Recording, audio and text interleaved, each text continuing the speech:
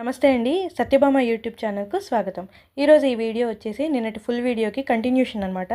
నిన్న వారాహిదేవి ముందు మనం బియ్యంలో ఏ విధంగా దీపం పెట్టుకోవాలనేది చూసాం కదా.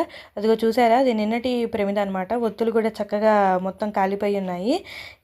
ఈరోజు మనం పూజ చేసుకునేటప్పుడు, అంటే మరుసటి రోజున మనం పూజ చేసుకునేటప్పుడు ఆ ప్రమిదను తీసేసి చక్కగా వేరే ప్రమిదను తెచ్చి పెట్టుకోవాలన్నమాట.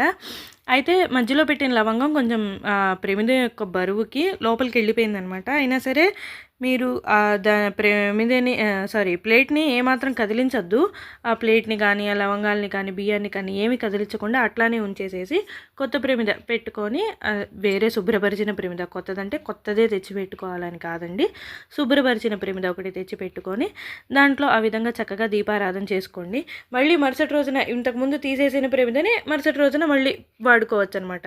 ఈ విధంగా చక్కగా కుంకుమతోటి, పువ్వులతోటి ఆ దీపాన్ని పూజించుకోండి. నేను ఆ విధంగా పూజ చేసుకున్నానండి.